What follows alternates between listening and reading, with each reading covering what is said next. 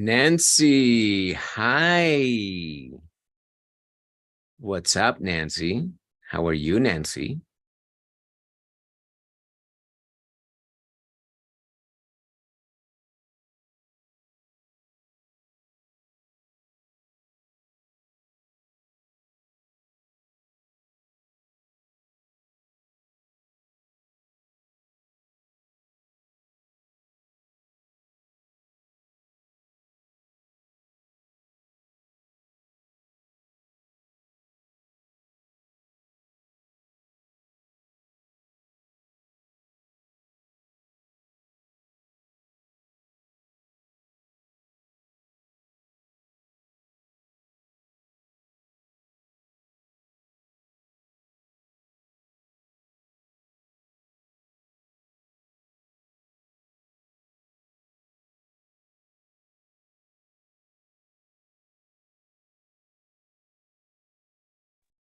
Hello, guys. Chuck Cherry, Nancy, Dianita Espinosa. Hi.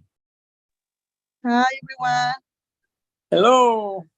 How are you tonight? No. How are you all doing tonight? Nancy, I have a question for you. Yes, teacher. Do you, in Mexico, do you use the word tocayo? Yeah, it's for the people, they have the same name. Exactly. Yeah. Good. Do you have any other words to refer to this? Like, do you know any other Nancy's or Ediths, and what do you call them? Tocaya? Yeah, tocaya. So only tocaya. Yeah, I guess it's all encompassing the whole, the whole Latin America, I guess. We have to ask the Spaniard, see if he also says tocayo. And which is the word for tocayo in English? How do you say tocayo in English, Chuck? Nickname. Oh, no, that's not tocayo. Name? Oh, namesake? Namesake. Nickname is apodo. Yeah, namesake is someone you're named after in English. Like my brother is, my son's namesake is my brother, you know? But also is applied to when somebody has the name is named the same as you, or has the name as you. If you find another Charles, then this person is your namesake as well, right? Yes, that could be taken that way, but I'm not familiar with that, but I'm sure you're right. Okay, so what would you call then a person that has your same name? A coincidence? Yeah. Hello, Mr. Coincidence. We got the same name. Oh, you're lucky. You're lucky. You have my name. I didn't know there was a word for that, but I've always thought of the namesake as being someone you're named after. I was named after my father. He's my namesake. Okay, interesting. Well, so every day you learn something new. Yeah. I thought, well, I'm from the South, so. Ah, okay. There you go. I'm from way south, way south, where I am from. Well, by the way, Chuck is visiting us in Colombia, South America. Wow. El Chuck está en Bello, Antioquia, que es una ciudad que está al lado de Medellín. I live in Medellín, and in the same valley. Okay, our valley is kind of narrow and long. Along the valley, the stretch of the valley, we have different cities. So I live in Medellín, and the next city over to the south is Envigado, and the next city over to the north is Bello. So Bello is a neighbor, and that is where Chuck is right now. By the way, Bello is where I grew up. I grew up in Bello. They kicked him out. They kicked me out because I'm incorrigible. Yeah. So incorregible. All right, so thank you, Chuck, for coming tonight. We always appreciate the presence of a gringo, right? To represent the culture. So glad to be here. American culture, proud to be an American, right? Absolutely. Land of the free, what is it? Home of the brave, what is it? Right now, I'm not sure what it is. You're not sure. You're confused. Like Land of the confused. Land of the confusion right now, yes. But, yeah, all right. Well, hopefully it's going to turn around, right? I'm Let's sure it hope. will, sooner or later. Sooner rather than later, I hope. All right, so guys, thank you for coming tonight. Anything that you want to say before we begin, like, hey, I won the lottery? No? Okay. No? I mean, like, look, you don't need to think up things that are epic. This is not about epic times. This is about the trivial, the trivialities of the everyday, the mundane. It's like, teacher, today, my sopa no quedó tan rica. My soup was not so good. And my daughter told me so. Example. Yeah. Like, Teacher, today la ensalada me quedó maluca porque había un tomate malo. My salad didn't taste good because when I was making it, I didn't pay attention and I cut up a tomato that was not great. teacher, today I sent a twister tongue and nobody Everybody's like, oh. Nobody answered me. So Yeah. nadie me peló. But I think that Liana said that, okay, no, was it? I thought that Liana said something. No, maybe she didn't. Liana said me if somebody is brave, maybe she can be the partner by the vignette work. Cool. Yeah. I'm excited about this vignette because it's the first vignette that I suggest that you do improvise. So you can prepare on your own. Like if you have to agree, okay, so this is going to happen. I'm going to call you and you're not going to be a nice guy and I'm going to get angry too. And in the end, this is going to happen. More or less what happens in Curb Your Enthusiasm. They outline the episode, the scene, right? But the conversation happens at the moment when you're having that phone conversation. Okay, so you can plan. And then after you have made your plans, you can go back and maybe Chat GPT is going to help you. Like what phrases can you use? Even you can tell the Chat GPT to turn into an impersonator. So you can tell Chat GPT, Chat, play the role now of a customer of a customer service representative for this and this company that does this and this and this. And I'm going to call you now and I'm going to ask you, so just play the role. And you will improvise with the chat. Okay? You can do it. That's the way you can train yourselves now. And then after you have your interaction with the chat, you can ask the chat to mark your skill in resolving the situation or in dealing with this customer and give you feedback. So the chat is going to tell you like, okay, you did great. However, look at this. And I like this. It's going to give you dedicated feedback to the conversation that you had with the chat. So that way you can train and you can practice. But when you do the recording of the vignette, I trust you that you're going to do it improvised because we want to see that. We want to start seeing a little bit of that, a little bit of improvisation. And remember that improvisation is not lack of preparation. It's just accepting what is inevitable.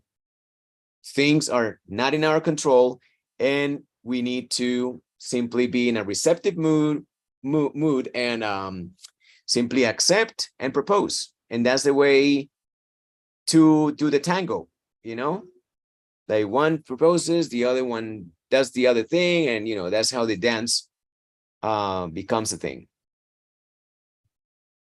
Right? I mean, like that's the way you fall in love, that's the way you do business.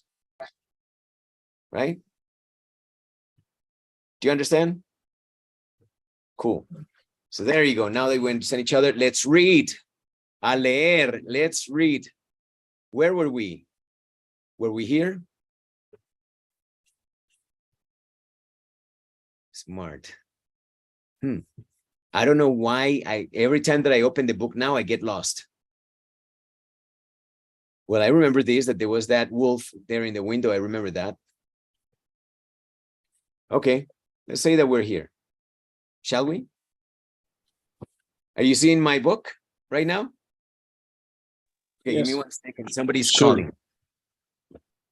Give me just 1 second. Is the love of my life, my wife. Just give me 1 moment, please. Talk amongst yourselves. She must not be home.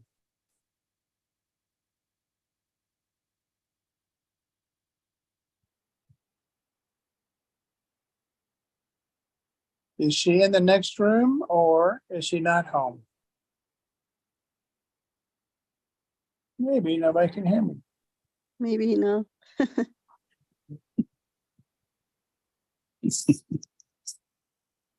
Eddie, where are you? In my home, Chuck, Ah. here in Salantero. So when do you go back to work? I don't know. I waiting for the call that the world is in this moment is quiet because we have a little bit problems with this government, and that waiting for the open the operation again. Oh, sorry about that. I didn't know. It's terrible, but I have I hope that in short time they call me again. I hope so too. Good luck. Thank you, Chuck. All right. Sorry about the interruption. So right here we have this whole bunch of cats. There's a cat lady, obviously. This cat lady. How many cats do you see? Can you count them? Quick count. 23. 23. 7. 52. Maybe I think you're right. 22. Are those cats or dogs? I think they're cats. This one looks like a dog. Anyway, so Chuck, do us the honors, please. Okay. We've got problems with our own pet, which is a pig. Personally, I think it should live outside in a pen or shed, something, but instead it lives inside the house with us. And not only does it use the same bathtub as me, but I'm 99% sure it's been using my toothbrush too. Yeah, I remember now that we read this. Yeah. Yeah. Any questions there? Remember your questions regarding meaning, use of the language, and pronunciation. Anything that catches your fancy.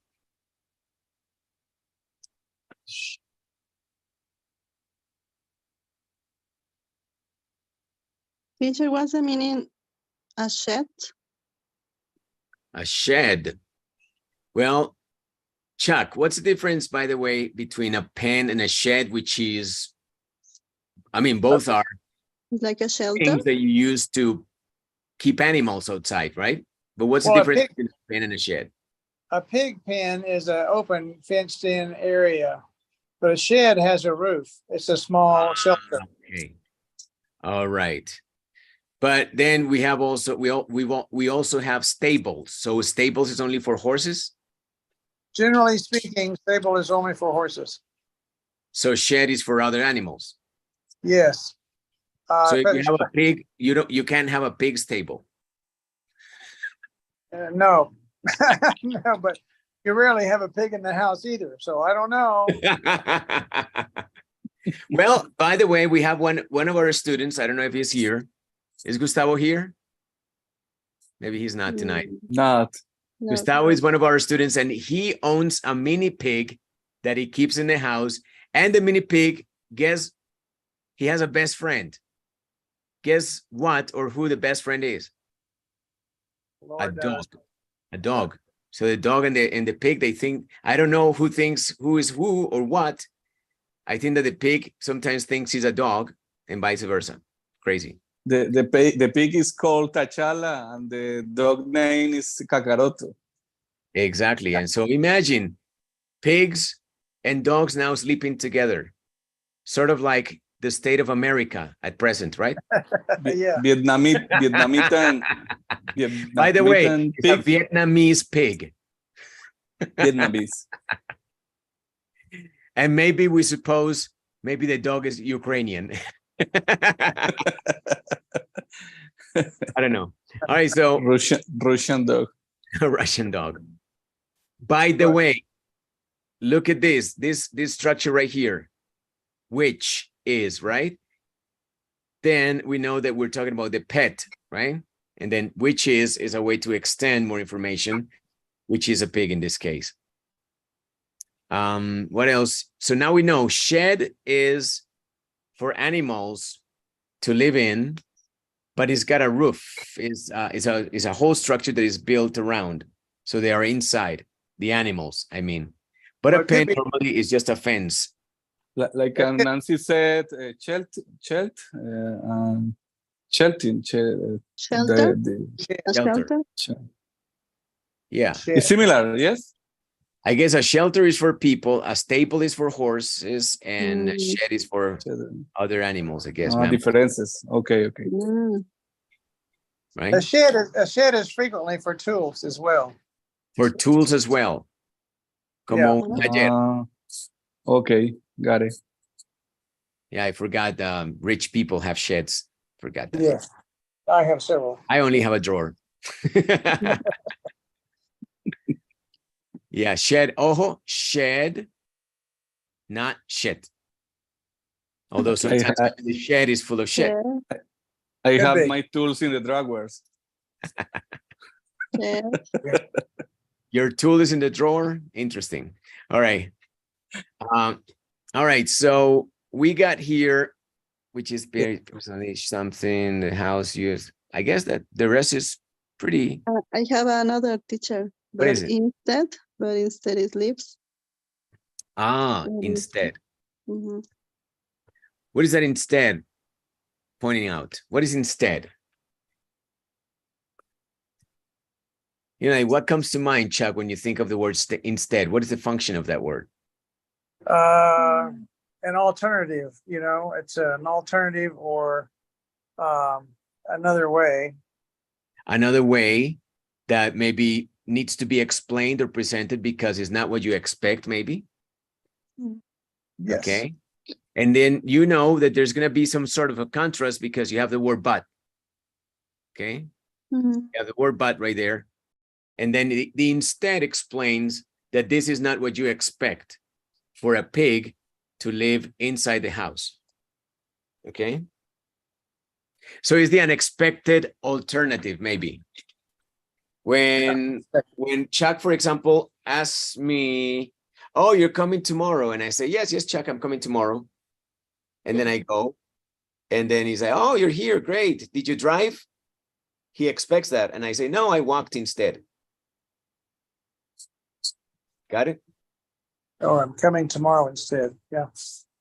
Or Ba- instead, yeah, it's like a substitute alternative. Really, it's true?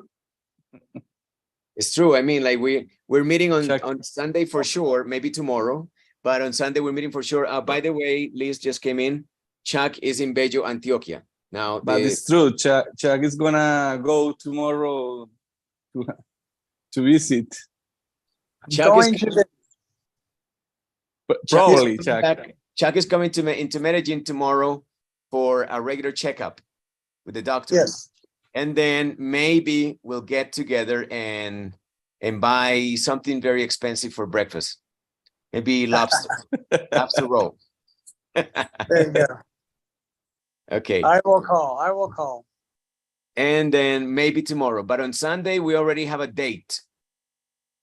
We have an appointment to meet on Sunday. On Sunday, we have the cycleway, La Ciclovía. And Chuck and I used to run along the cycleway when he was here, when he was a Colombian. And now that he's visiting, maybe we're gonna use the same route. So he's coming from the north. Medellín is more or less 16 kilometers away from Bello. Okay. So what I do is I start running from here, from the south, and he's gonna start running he's gonna be leaving, from his place in the north, and we're gonna meet somewhere in the middle. Okay. Yes. And it's gonna look like this. It's gonna look like this.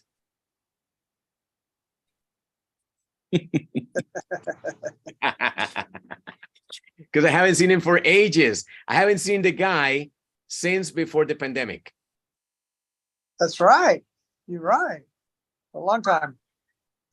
And We'll make remember, up for it. Long yeah, time. it's a long time. The pandemic is like ages away, right? Now. Long time. So yeah, there you go.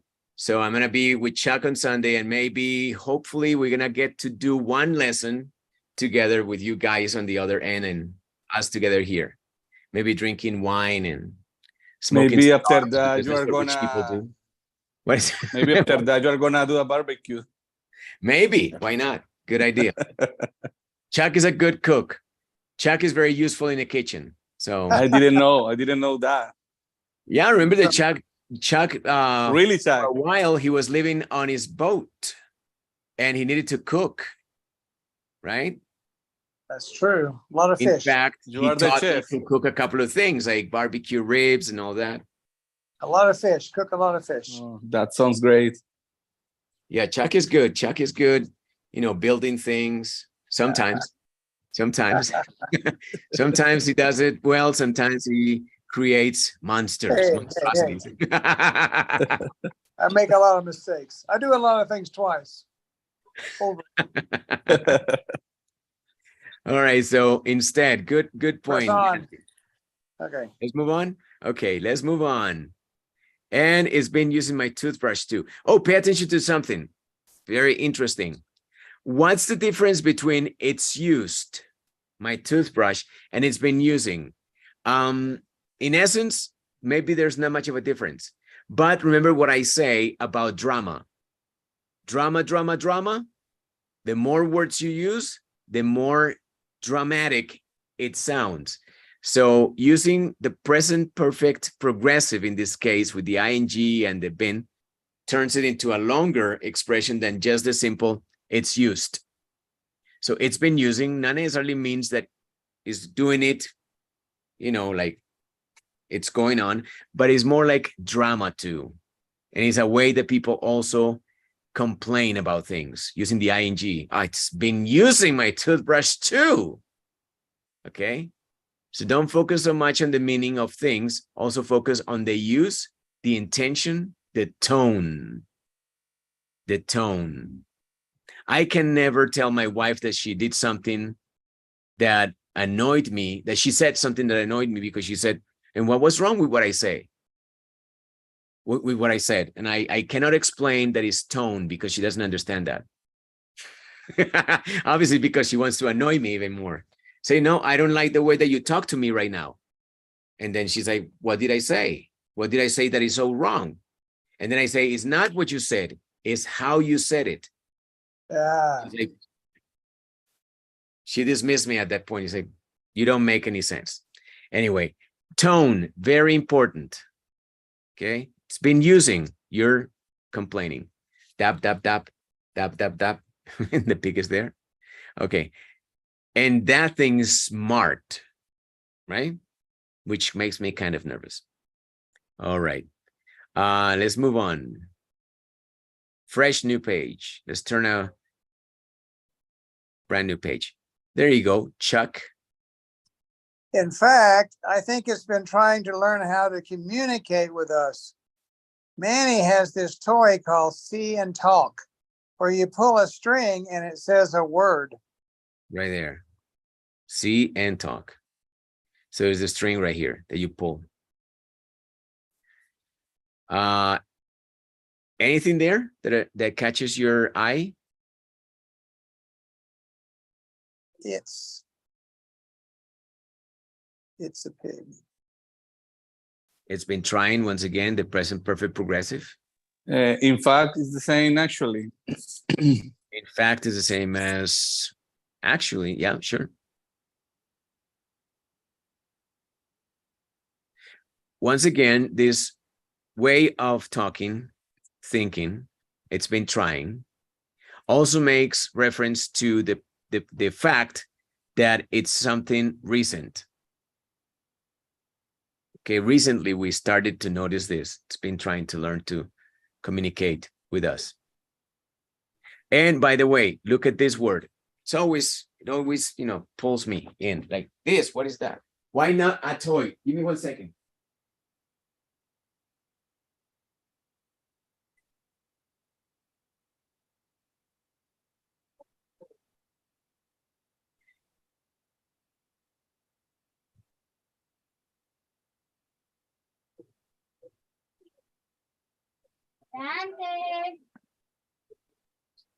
This toy not a toy.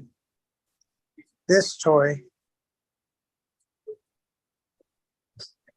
could be a toy, but it's this toy. Chad, you can give me a favor to the read again, one more time? Sure. In fact, I think it's been trying to learn how to communicate with us. Manny has this toy called a see and talk, where you pull a string and it says a word. Thank you, John. And I want to point out something important. I want to point out the fact that you can say Manny has a toy. It's important. Yeah. Okay. Juanita está por acá chismoseándome, que mañana se va, mañana tiene una salida con el colegio, van a hacer como una excursión, entonces se va a ir todo el día. Y aquí llegó. El mío también se da excursión mañana con el colegio todo el día. Se va, no viene, no va a dormir acá, van a hacer como campamento y todo. Qué pesar. ¿Qué año está Juanita? Juanita, ¿en qué año estás, muñeca? En tercero. Ah, qué bien, Juanita. Felicitaciones. Disfruta mucho, Juanita. Diga. Thank you. Okay, so pay attention. La persona que es cachorra en el inglés diría, Manny has a toy. Normal, eso lo aprendimos en la escuela toda la vida, ¿cierto? Manny has a toy. But when you're being, again, dramatic, you know, when you want to be sarcastic, cynical, whatever, then you say, Manny has this toy called see and talk. Okay. Now, by the way, also regarding pronunciation, Nancy, can you pronounce this word? Hole. And Liz, can you pronounce that word? Hole. Yeah. All right. How do you pronounce it, Chuck? Pull. Yeah. Not much rounding of the lips. Pull. Pull. Pull the string. Not much rounding of the lips. Don't do this. Pull. Don't do that. Pull the string and it says a word. Okay. Good. Let's continue. A string is a circle. A what? A string is a circle. I didn't get that. Say that again. A string, is similar to circle. Oh, similar to a Like chord. a- Yes. A rope. String and a chord. Yes, to pull.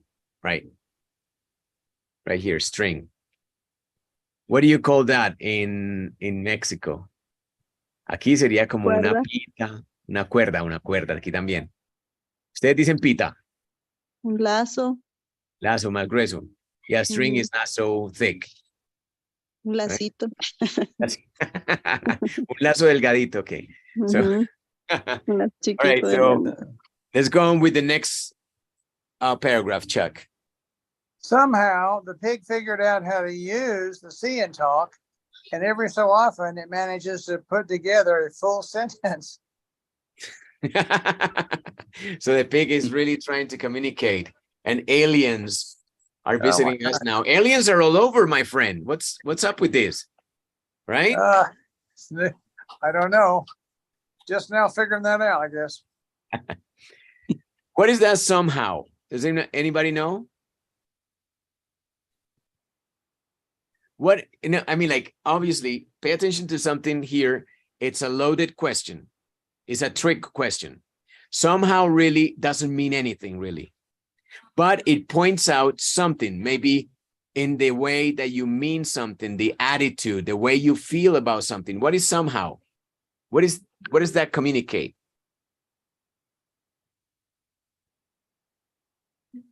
Maybe you've been thinking about it.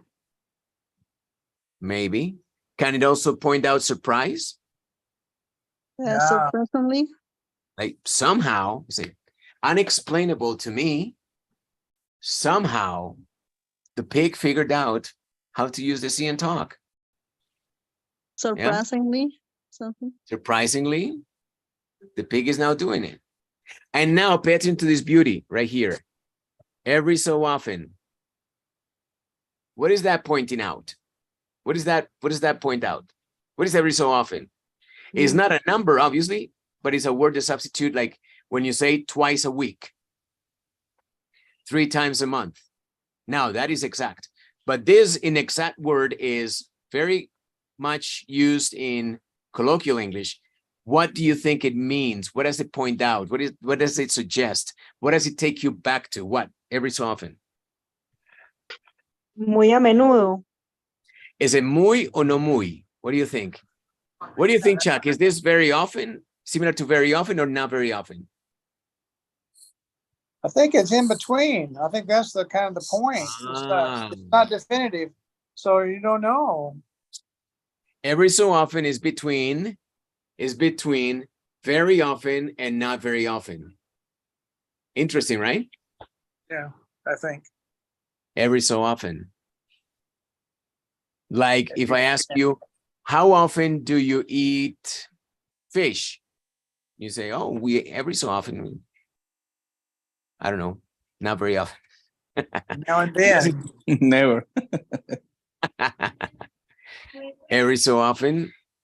Also to, I mean, in commentary, I guess.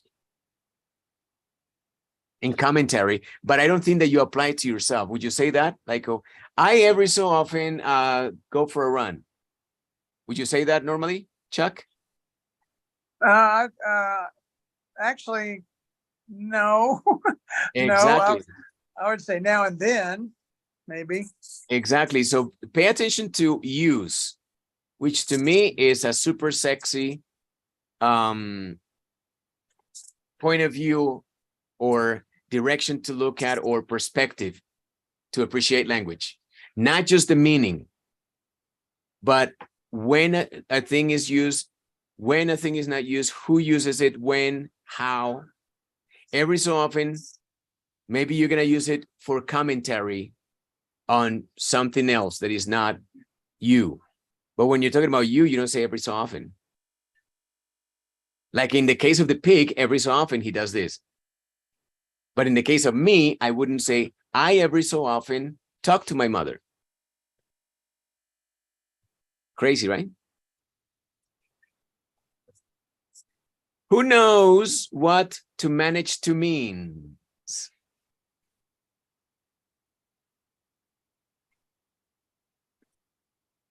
That's one of those hard ones to explain. Manage. Accomplish. Good. Good. Accomplish. That's what it is. Okay. Pointing out that it's something that requires effort, attention, time, etc., and then you manage to do it. Of course, also it points out something else. Maybe it was not supposed to happen. Maybe he always do some things with some in some easily way. Come again. He always do something with a particularly easy way. He solved sometimes easily some things. And that's what manages to mean?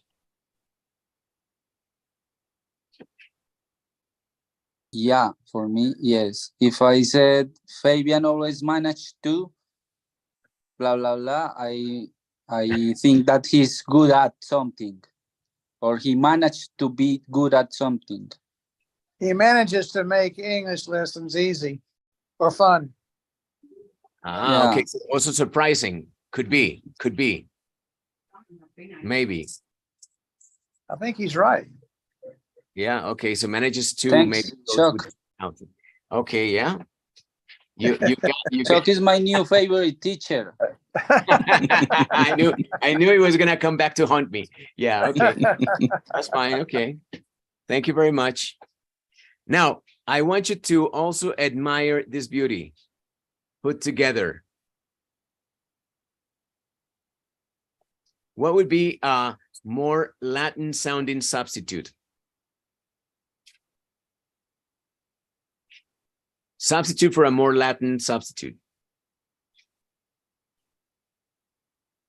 A full sentence. Manages to a full sentence. What do you mean? In Spanish or? Or in English? In English better. But Latin the meaning sound. of put together. Uh-huh.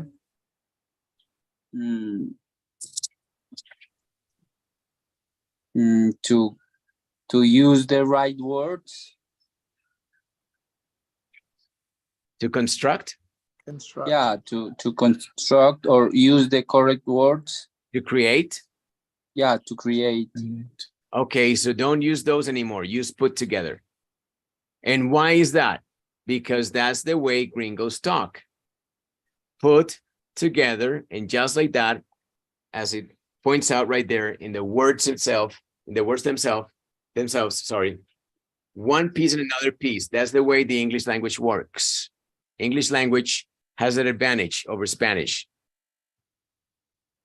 English words just kind of coalesce one and another, build another new word.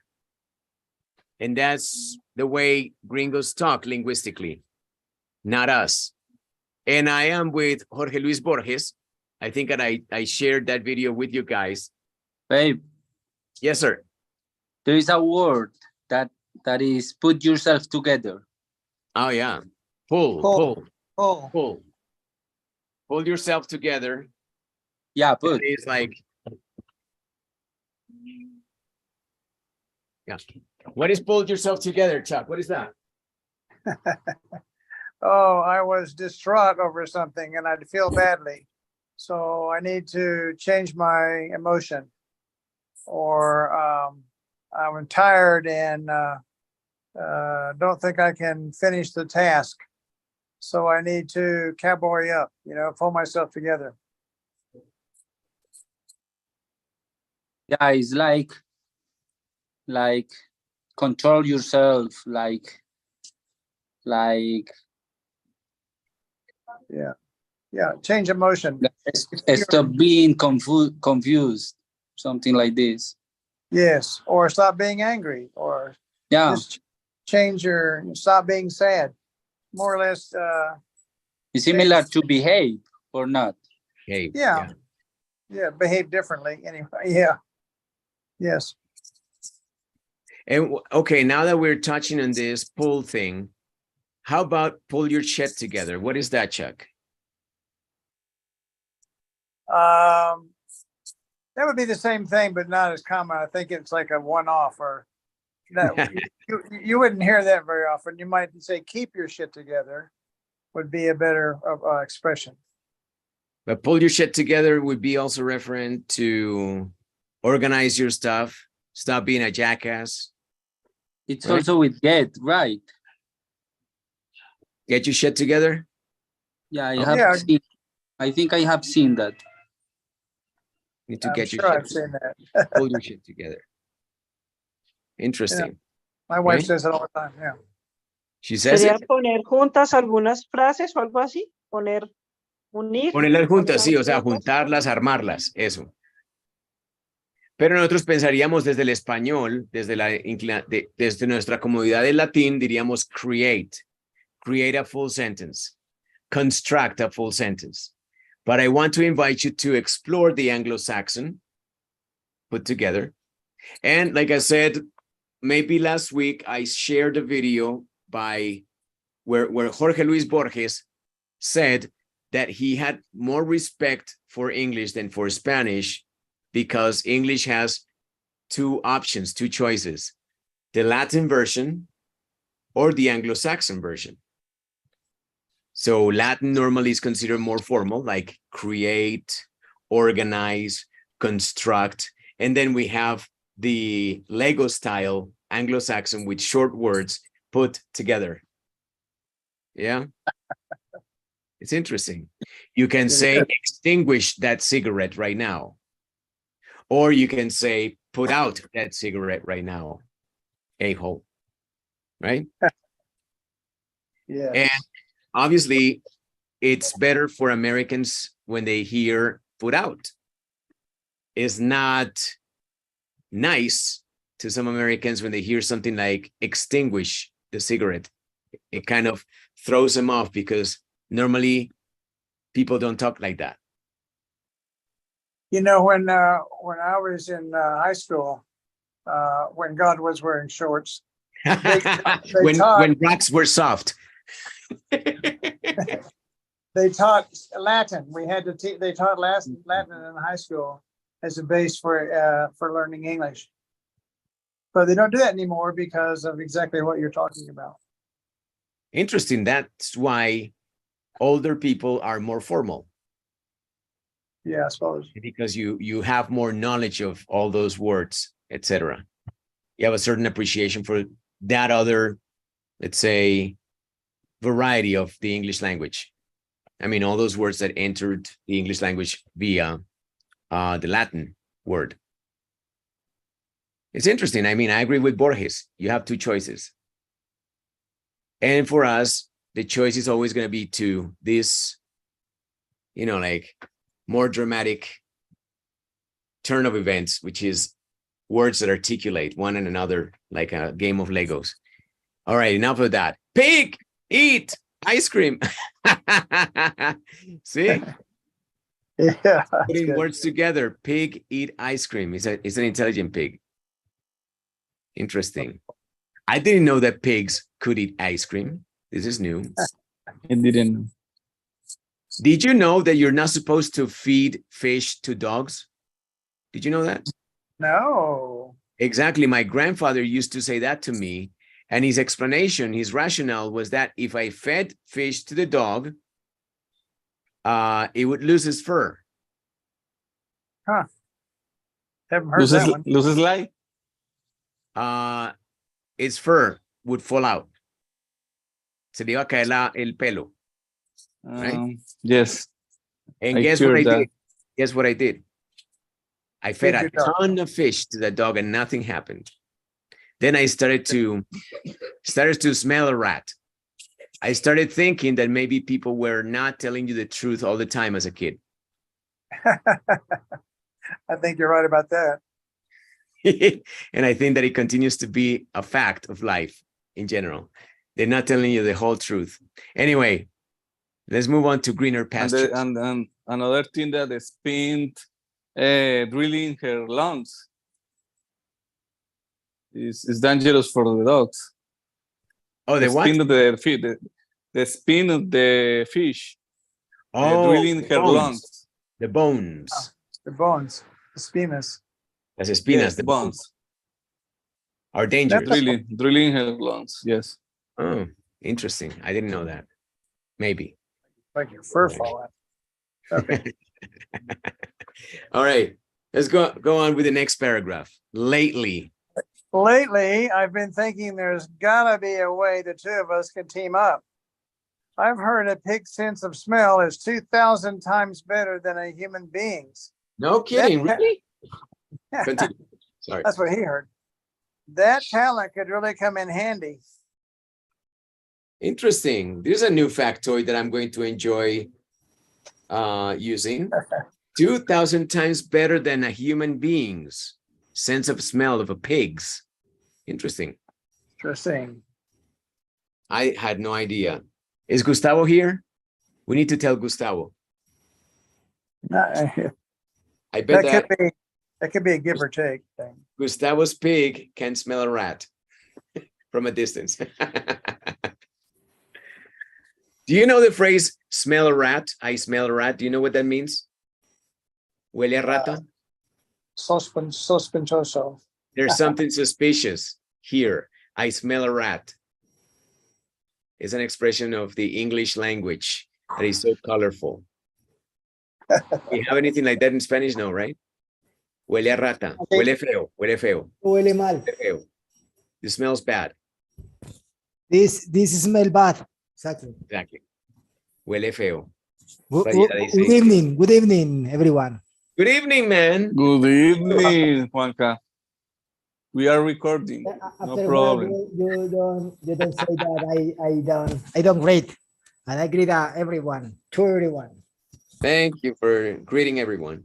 All right, You are in so a dark room. he's in the dark room now. Pay attention. Lots of interesting things here. I'm excited about this paragraph. Are you? You're like, Yes. yes. What do you notice? I noticed the word lately. What does that mean? What does that mean, lately? Give me a synonym. As of late. Currently. Presently. Recently, yes, recently. And pay attention. Currently Here, apply. what do we have here? The present perfect progressive, which is used to mean exactly that. So the two go together just like stinks and monkeys. All right. And I love me this right here. I love me this. There's gotta be a way. Yeah, you need to spend some time on gotta and gonna. I mean, that was very confusing for my son's first wife. Your son's first wife. She was From confused with Venezuela. that? She's from Venezuela, and she was learning English. Okay, and gotcha. She could not get past gotta and gonna. I'm just saying, just throwing that out I there. have a question. This there is gonna be a way. It could be similar to I figure out, maybe. I have to figure out a way, sure. And Uh-huh. there's gotta be a way. Literally is another way of saying there has to be a way. Only that sometimes people use have got to as a substitute for have to. So have got to. This right here, that apostrophe S right there that you see, the apostrophe S is the auxiliary has. It probably will be have to. Okay, there's have to be a there have to be a way, sure. Have to be a way. And gotta, have to, gotta, gonna, all of those are reduced forms. You know, like when people say, I'm gonna go now, I'm gonna. Right, Chuck? Do you say that? I'm gonna go now? Yep. And obviously we cannot get our heads around that because we hear the whole thing together packed into one single word, and is several words sometimes. Like in this case, there's gotta be a way, is there has got to be a way. But gotta is normally, and even you can take away the S and even everything else. For example, me voy. Me tengo que ir, como dice Mark Anthony. ¿Cómo dice eso en inglés? Me tengo que ir. You have to go. Gotta go. Gotta go. Gotta go. Gotta go. Gotta go. Teacher, and I have to go. No. Sure. Yeah. Yeah. But colloquially, you can also reduce all that to one single bundle and say, gotta go. Yeah. Like when someone is trying to make you stay and you're not, gotta go. Sorry, gotta go, gotta go, gotta go. Yeah. There's gotta be a way. There has to be a way, right? The two of us can team up. Ah, this is what I wanted. Team up. What is that? Cooperate. Okay, that's the Latin word, cooperate. Huge word. Not everybody uses that. And in that same, I mean, due to that reason, they don't use it, they also don't need to understand it necessarily. And you'd be surprised. Cooperate. Work together. Work together, team up. Exactly. Team up. For example, for the next vignette, you need to team up with somebody. Okay. I've heard a big sense of smell. Okay. I like this. I've heard as a way to introduce something like gossip, a factoid. You know, you're going to communicate something maybe interesting. I don't know. I've heard, and then people pay attention. Oh, okay. You've heard. Got it. You know, what have you heard recently, Chuck? I haven't heard about a pig with some smell. I've heard it may rain tomorrow. I've heard it may rain tomorrow. Yes, maybe. Sense of smell, easy, right? 2,000 times better. Pay attention to this. Okay. People with a basic level of English would never use that, obviously. They would say, the sense of smell of a pig is better than a human. Yeah. But when you are a pro of the language, you tell how many times better. Okay. 2,000 times better. 2,000 times better. Yeah. Like, for example, Chuck can say, Chuck, is Colombia, I mean, Medellín, hotter than Port St. Lucie this time of the year? This time of... Oh, yeah, it's 2,000 times hotter. Way hotter. Way hotter, yes, than a human beings. Okay, that talent could really come in handy. And right here, another gem, another beautiful item to collect. Collect all the pieces. I love this one in particular. Could really come in handy. What is that?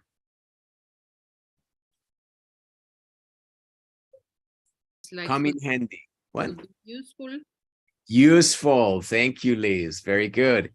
Could be useful in the future. That is to come in handy. For example, it always comes in handy to have a gringo here to be with us, to team up with, because then we can pick his brain. And you know, a gringo brain is a different variety of brain. They think differently. You know? Yeah, it's very interesting to meet people from other cultures. It took learning a little bit of French for me to realize that, for example, the French have a different appreciation of depth and the way that they look at things. I learned that through a couple of lessons that I took in French. It was amazing. That's part of another story, but suffice it to say that my appreciation of languages is like the whole truth was smashed into several different pieces, and each language holds a piece of the truth, of a way of looking at things. Or what do you think, Chuck? Do you agree, or might be? Oh, yeah, I agree completely. Yeah, I think it's very interesting to travel and see different points of view about the same thing. For example, have you felt that you have understood new things that you didn't before now that you speak Spanish? Yes, but don't ask me for an example, but yes, that comes up frequently, you know, in the food, you know, for one, and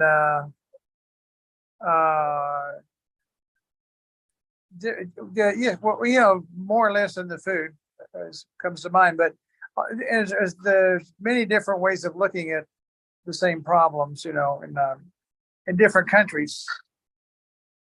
But And not you necessarily, notice, not just problems, but life, you know, life experiences.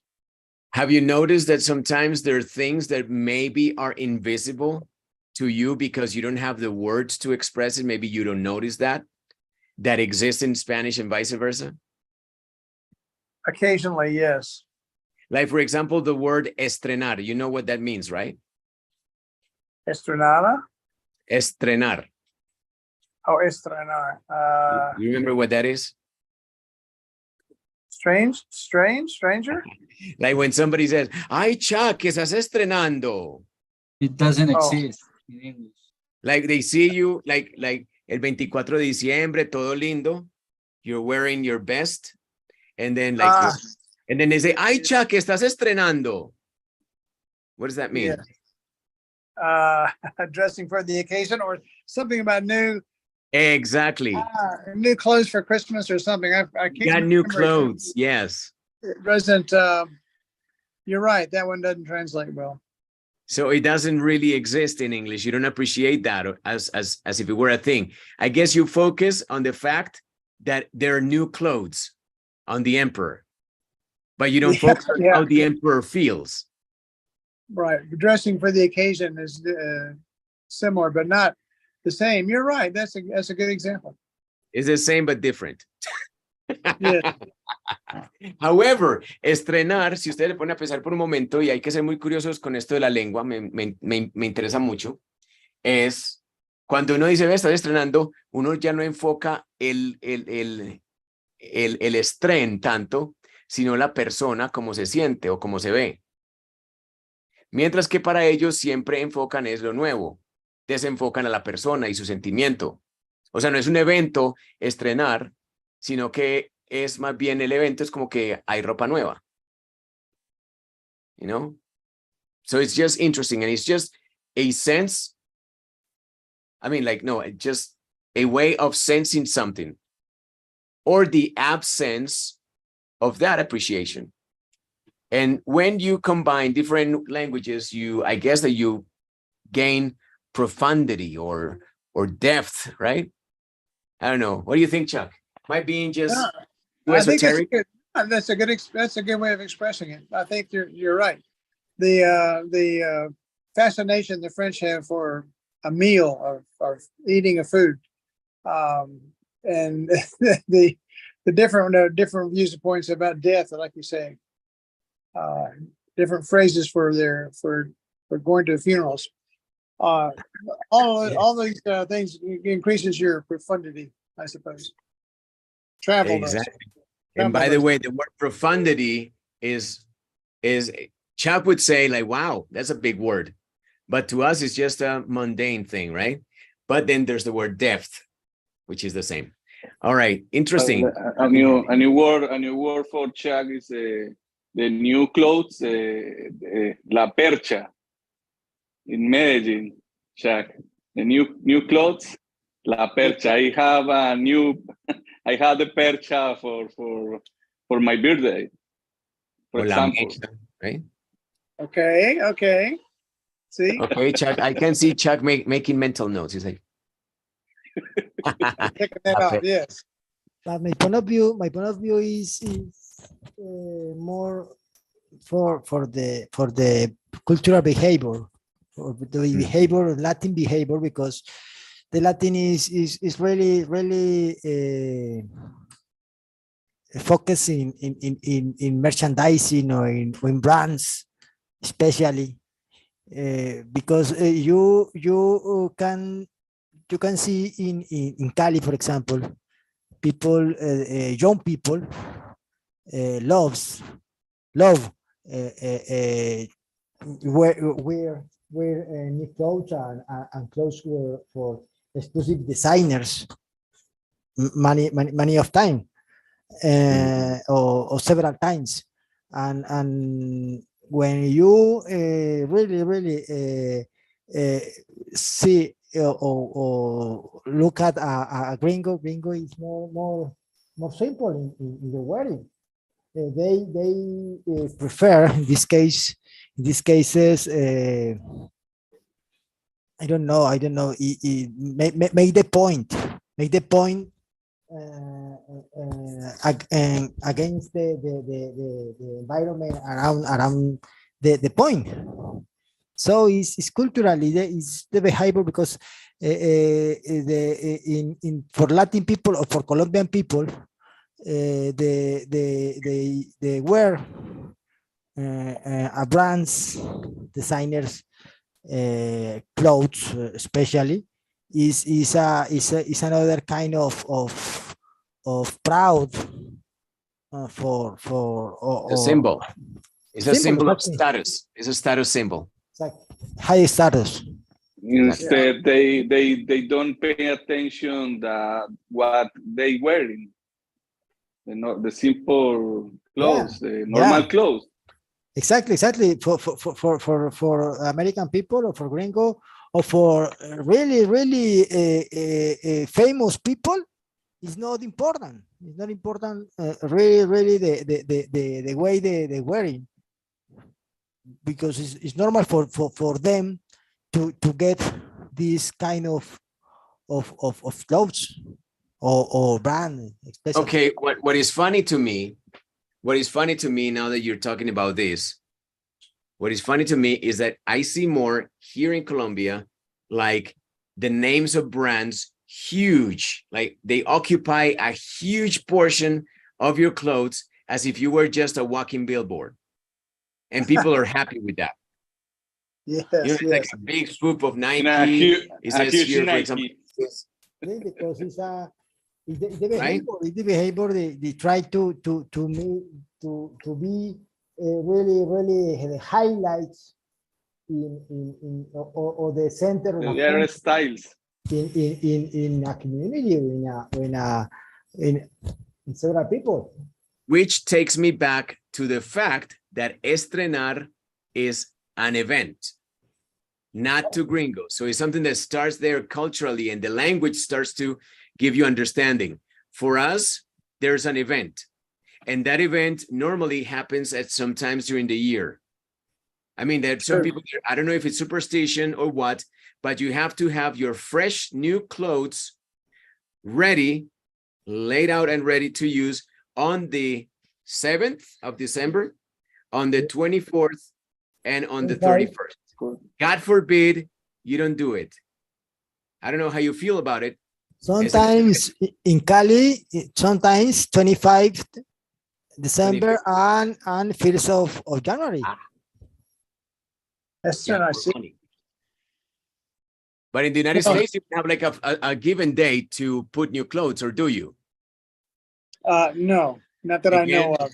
So you But, see the whole thing. No, but I was thinking that in Latin America, you get excited about soccer as opposed to the United States, but I'm sure it's different.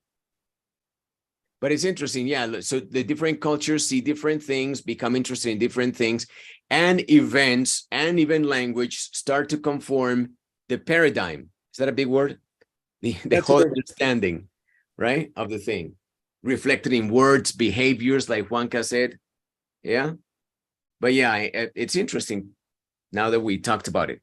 And knowing all this comes in handy, maybe. To me was surprising when the 25th, everybody is in pajamas until. You're like, oh my God, the horror, right? You're like, oh my God, what is this? Yes. And you're estrenando. Yeah, Right? yeah. You're wearing your best. Like to have new You're dressed to kill. clothes, and here is just to be in pajamas, open gifts, and that's it. Yeah, it's depressing, right? Because for you, it's an event. Verse lindo. You want to look pretty. I tell you about Cali, especially because Cali culturally open the party this day. The regional party is these days, 25 to 30 of December, right? So it's a way to celebrate, or it's a way to making the behavior of the people from Cali that they used to, or usually use or wearing a new brands and a new clothes, right? Cali, Medellín, Manizales, Bogotá, whole country. El estren, it's an event. But, and it's just a way for December society 25. to make business too, you know? It's a Yeah. good business. Yeah. People need, I mean, it's something that is, you know, it's the rigor of the whole scene that you have to wear, not just your best, but new. And then people are checking you out. They're checking you out like from head to toe to see if you are, you know, if you're configured correctly. Okay. Let me see. People ask you can buy your strength for 24 for 1st January. Exactly. People And ask so that's to dress for the occasion, Chuck. And the occasion it has a date in Colombia, the 7th, the 24th, or at least in Medellín, 7th, 24th, and 31st. I'll keep that in mind. Día de las Velitas, the night of the candles, Día de las Velitas, and the birth of Jesus, and then the end of the year, New Year's. But we celebrate the 31st and the 24th, by the way, not like you guys, because it makes sense. Remember that all over the world, AM, when the clock turns to AM, it means a new day. And apparently, Jesus was born at 12 AM. Therefore, he was not born on the 24th. But because everybody's already drunk in Colombia, they think it's the 24th hasta que amanece. Desde la mañana, ay, It's the 25th. And it's the 31st. Gringos don't celebrate 31st. They celebrate the 1st, which is New Year's. It's crazy. But New Year's, coincidentally, starts at 12 a.m. Yes, it does. So that's crazy. There you go. Very unlucky for the people that are born at 12 a.m. because we don't understand it. People show up the wrong day for the party. Anyway, very interesting conversation. We very much for being so nice and having this conversation. Patient also. Let's read one more. Chuck, just for the road. Let me see what is we got here. Yeah, let's finish this page and let the kids go to bed. All right, Chuck. Okay. Mom always buys the Halloween candy for trick or treat a few weeks early, and she hides it somewhere so the rest of us don't get at it. I've turned the house upside down looking for it, but so far no luck. And if the pig knows what I'm looking for, it's not being very helpful. This guy is completely paranoid about everything. Now he thinks that the pig is his enemy. Anyway. They're going to team up. They need to team up, yeah. What is interesting here? Don't get at it. I like that, yes. To get at something. What is that?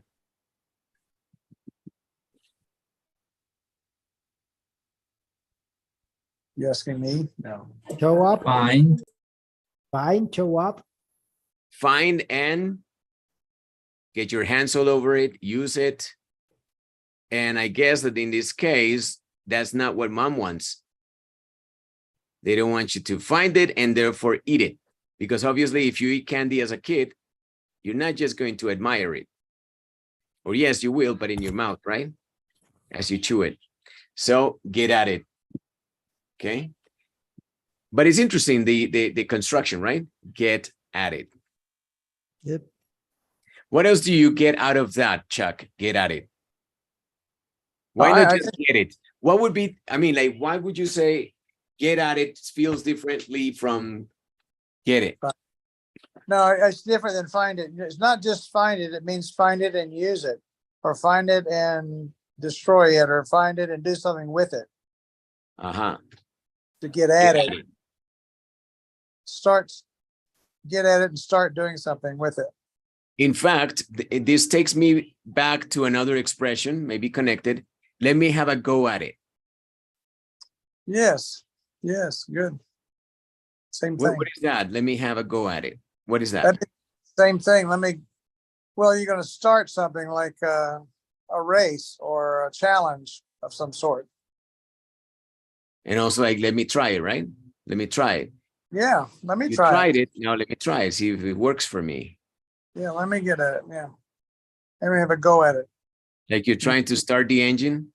It's not working. And sometimes you just got to jiggle it. Let me go at it. Let me have a go at it. And maybe I do it right. Some people know how to do stuff. Give me that tool. Give me that. Yeah. And what is that? Turn something upside down. What is that?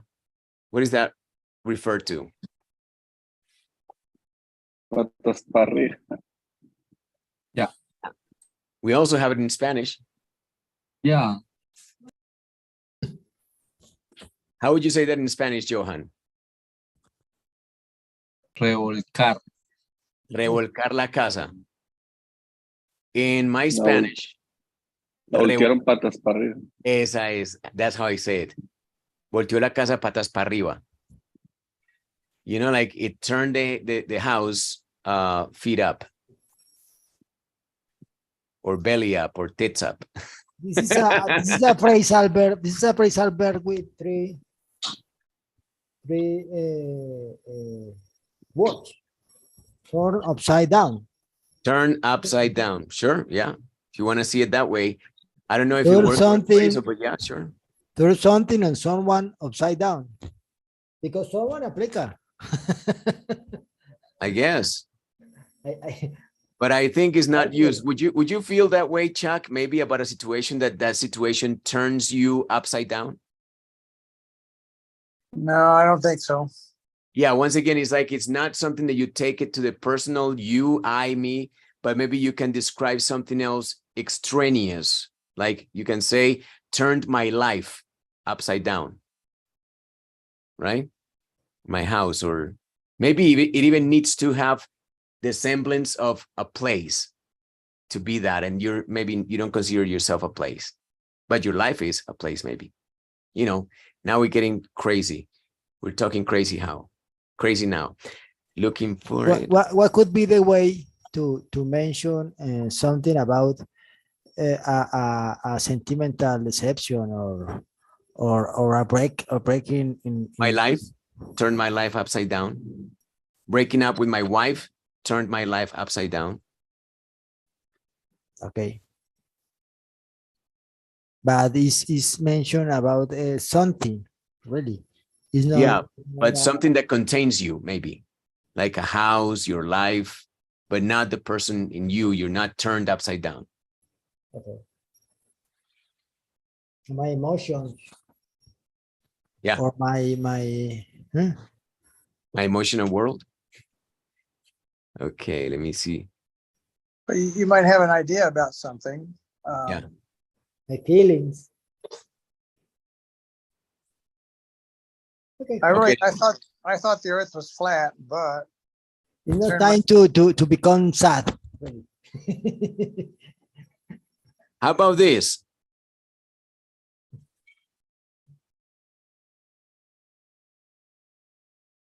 So far, no luck.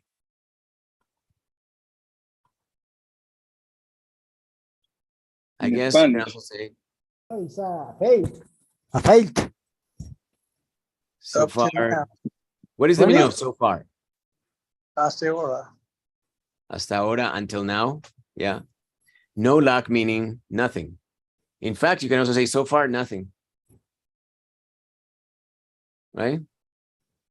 So far, so good. Is that racist? I don't know. Everything is racist now. So far, so good, meaning until now, perfection. And if the pig knows what I'm looking for is not being very helpful. Okay. All right, let's move on. Here he is looking for the candy for the trick or treaters. What was it? A few weeks early. Okay, fine. And the last paragraph. This time of year is torture for a kid.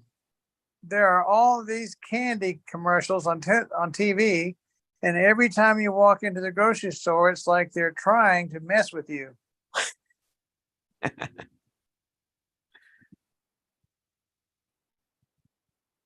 I like the fact that here we have this metaphor. This time of year is torture. The last phrase is tratando de joderte, huh? Yeah, mess with you.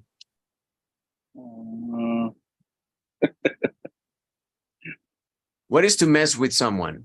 What do you mean, Chuck? What is your, how are you feeling at the moment when you say don't mess with me? It means I don't want to be bothered, no molest me. I don't want to be bothered, I'm busy doing something else. Don't try to change me. Okay, so this is kind of taking you away from something, right? Yes. That's what the candy commercials are doing. They're taking your mind off of important stuff. Yes. Interesting. Like Again, with the demonstratives, all these demonstratives, more drama. What did you say, Juanca? No, interesting the combination mess with you. No messing or no with you. Is different when you say it's used with that preposition. Yeah, instead of mess with you. And it's different, mess you up. It's going to use with that preposition, with you, yes. Yes. Good point. Mess you, normally you're not gonna hear it that often. You're gonna hear more mess you up. That thing is gonna mess you up, meaning it's going to harm you, to cause you harm, to, right? To cause you distress. You know, like life can mess up some people. Some people are not ready for life, right? Life is not easy, messes you up. Now, what else? Remember that on is a preposition that is used for media. On TV, on the radio, on the internet, by the way, on Facebook. Don't say in Facebook. Sounds weird. Every time. What's that? Bless you. God bless you. Was that a sneeze or a cough? See, that's weird because did you cough or did you sneeze, Juanca? Cough. You see? Ah, That's you what I'm cough. talking about. Gotta be careful. People are gonna think you're crazy. You have a flu. Bless you. Flu, Juan. I say good bless you, but you have flu. You're coughing. You are coughing. All right. What else do we have here interesting? Turn Every on time. my microphone. Turn off my microphone. Better. This time of year, what is that expression? This season. This season, right now, this time of year, right now. Every time. Definitely depends on factors, but without exception, right? Every With the time. context. Depends on the context. But also, I want you to feel in this way. I think that today's lesson has been interesting because we've been feeling language, because we normally try to interpret language at the language level. But today is like we cracked that surface and we went deeper and we started to wonder about the use and about the mood and about what you feel when you say it. For example, in this case, I think that he is protesting, he is complaining. So every time is something that you might use for complaining, just because like with the words all, never, every time leaves no room for exception, then it's perfect for when you're complaining, because when you're complaining and you're annoyed, you also want to annoy other people. So you use all those words that are inflexible.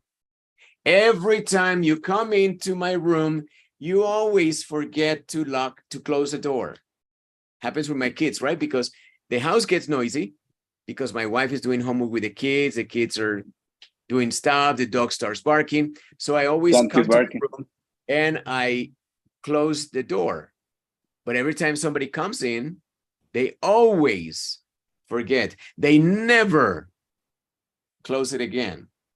So those words, all, never, always, every time, they're perfect for complaining. Now you know. Okay? Just something that we know, but we never discuss. Therefore, it cannot be used as a tool. And a tool can be interesting to have and to know how to use. There you go. You have a new tool. Chuck, what do you have to say on closing? Say something smart. Oh, something smart. I don't know. It's been interesting. I agree with you. The way you look at the language is more than just the vocabulary. It's the feeling and the tone, as you say, when you're speaking. So your inflections and even your facial expressions can help you communicate. Communication is more than just the words. The poets back in the day said, more than words is a very interesting song I'm going to send you.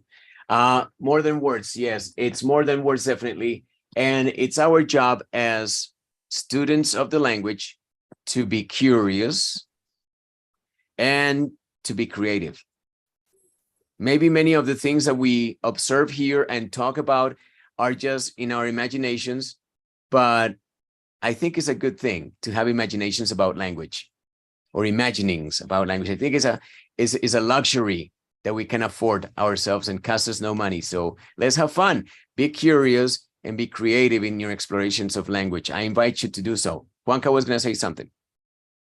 I have a question about these sentences.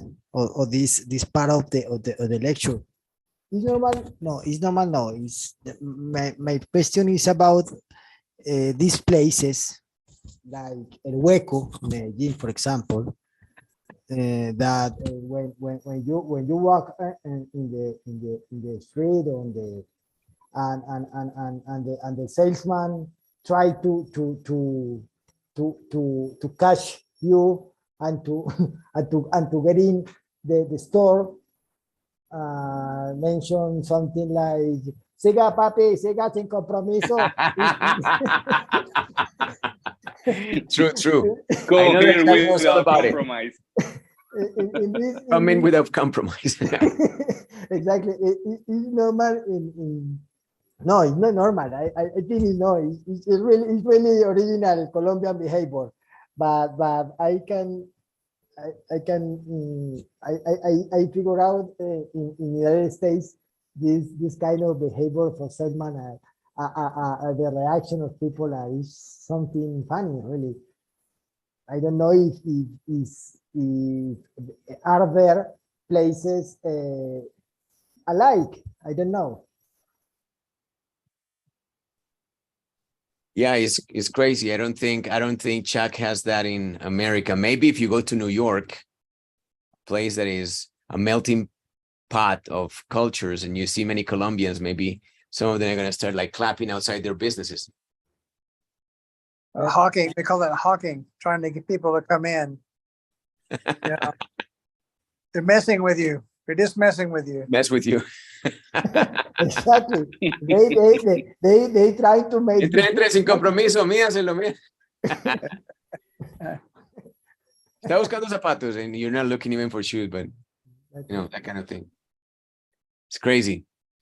What do you have to say about all this, Liz? What is your observation? Observation of what? I was just thinking that here, but in the some restaurants, you have people outside to say, come in, come in.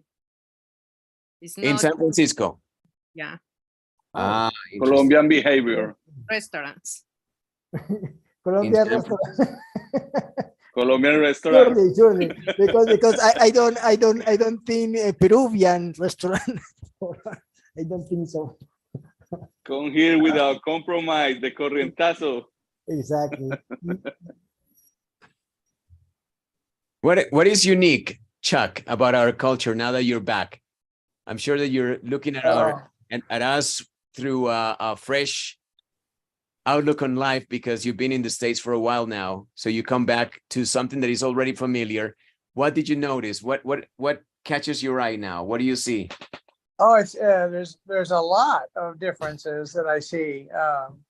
There's a lot of crowding on the sidewalks when you walk down the traffic is so bad on the streets. You have to walk on the sidewalk all the time, but there's so many people. The way they walk on the sidewalk, they walk right up to you like you're going to crash into you, and they turn at the last minute and politely avoid you.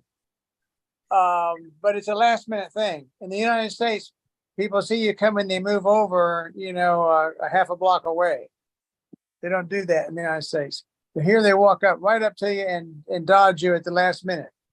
That's just an interesting thing. There's smaller restaurants. There's many small restaurants along the street here in Bello. There's some restaurants with like 3 tables. Or little bitty, or I'm not sure you call them restaurants, but they serve food. Oh, a hole in the wall. Like a hole in the wall, yes. With just 3 tables, and the tables have 4 chairs, but they're small tables. So the people are more crowded in the bars and the restaurant than they are in the United States.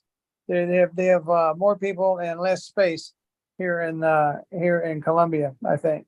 In other words, we're comfortable in a closer relationship.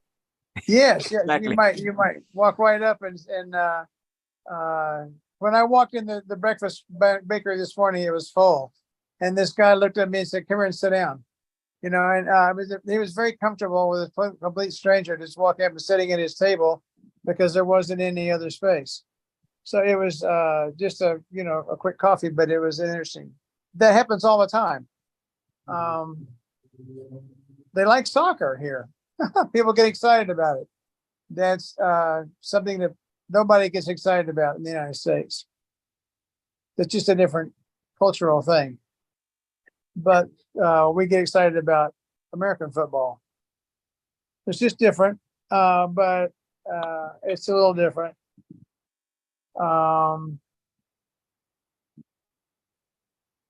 They're polite. I think people are more polite, generally speaking, in Medellín. They say hello before they ask you what you want, what they want. That's just there's a lot more sex involved in their advertisements on the billboards and so forth. Everything Sexy. has a pretty girl attached to it when they're trying to sell tires. There's a pretty girl in the picture wearing skimpy clothes. Not in America. No. In America, the tire commercials involve the fundamentals of the long lasting or what's good about the tire. But in here, it's like they get your attention with a scantily clad. They mess with you. Here they mess with you. It's an attention getter, I think. But it seems like even Borden milk, instead of a cow, there's a pretty girl. But on tire commercials and the things that you can buy in the stores, like the gas station sells butter, and I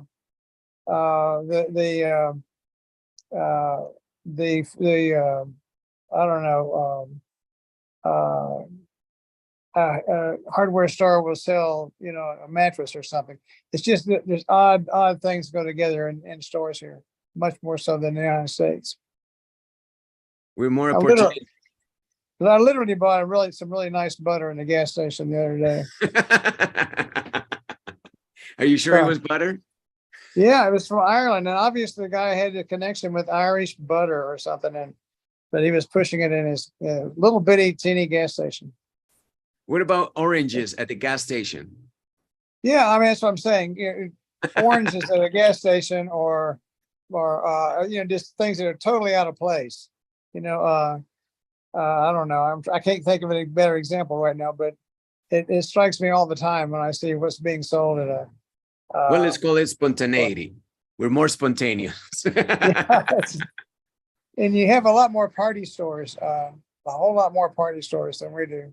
Party stores, interesting. We have one, and you have one on every corner, on every block. Well, you used to have a sort of a party store back in the day, right? Yeah, we did, and it was a good idea because there wasn't one for 2 or 3 blocks, so it worked out real well. But in the United States, we have to drive. I have to drive 4 or 5 miles to find a party store. There's only one in my town, but there's one on every corner here in Bello, which is fun. It's nice. I like it. We have more reasons to celebrate then. And of course, everything else here is older. Medellín's been here for 500 or 600 years, and the United States is only a couple of 100 years old. So that's a stark contrast. There's a lot of buildings here that are really old, what we would call historical, like the wall around Cartagena, for example. It's just we don't have wall cities. We don't have anything that's 300 or 400 or 500 years old. So that's a really stark contrast. And of course, everybody speaks Spanish. So it's fun. I enjoy it. There's a lot of history here, a lot more history here than in the United States. Hey, are you gonna come to Medellín tomorrow in shorts or pants? That's another thing. Gloria told me it's hotter than hell. Bring a lot of shorts and don't bring any jeans. So I brought 1 pair of jeans and 4 pairs of shorts. No, but I mean, tomorrow you're coming back to Medellín for an appointment. Are you going to show up in pants or shorts? Pants. Okay, I feel like I'm dressing up to go to the doctor. Really? It's not a funeral. It's a doctor. I know, but I'm not going. You're a tourist. I know, and that's the other thing. I don't like when the gringos come down here and yell at people and because they don't have what they want. You know, it drives me crazy. I have to leave. I have to leave. You're not some sugar daddy. No, I mean I go to the coffee shop in Juan Valdez or something, and they don't have what some of the people want. They start complaining about loudly or just taking advantage of the poor people. Tell them to go across the street and get what they want, like they're talking down to them. You know, I think that's a ugly American trait. So sometimes some people are a little bit arrogant here when they just because the people don't understand the English doesn't mean they're less of a person. Sometimes we have to remember that we're the tourists, you know, and not the owners of the place. So that sometimes I have, and besides the group, sometimes I'll see groups of gringos meeting at the coffee shop at 5 o'clock to talk about the United States. What the hell they come down here for? I don't understand. They want to get together and form a baseball team or something. It's strange to me, but I like the difference. I enjoy the difference. And of course, the climate is perfect in Medellín. So that's a big plus. But and it's things are, of course, things are a lot cheaper here. The people get by with a whole lot less money down here than they do in the United States. Maybe you should buy eggs to bring back to America. Really? Yeah, exactly. You know, there's more money floating around the United States, but everything costs more. So it's a you know, you get about 2/3 more than anything here. So it's just interesting, you know. People are more caring. To me, it's like being in the United States in 1960 with cell phones. That's how I describe it. Always said that, yeah. Chuck says that Medellín is like the United States back in the 60s, but with iPhones. Yeah. That's how it feels. It's very interesting. It's an appreciation. Oh man, what a trip. What a trip. I was asking if you were coming wearing shorts because maybe you could run after the appointment, but guess that's out. No, I don't think I can do that. I've got to it's but no. No, let's have coffee. Let's have coffee tomorrow. And Sunday we run, and then another day maybe if Johan wants to join us because Johan also runs and he always wants to run. So maybe we can run with you. I want to plan to run in the morning and come over and do Carlos D again if we can do that. Oh yeah, Carlos E is good. If Johan can join, yeah, sure. We do Carlos E, which is a couple of kilometers, 12 maybe. I'll have more time next week. I'll be more free next week. I have to stick around here for a few more days. When are you leaving? When are you going back to America? On the 29th, North America. North America? Yes. All right. There you go, guys. That is a wrap. That's a wrap means se acabó. Thank you very much. Go back to your business, your other business. Go be with your family. Eat your cookies and your milk. Go to bed. Relax. Get rested. Tomorrow we get together again, 5 and tomorrow's what? 6 p.m., right? Or around that time. Thank you very much for your patience and your ability to, or your willingness to play, because that's what we did tonight. We played. All right. Chuck, thank you very much, buddy. Guys, thank you very much.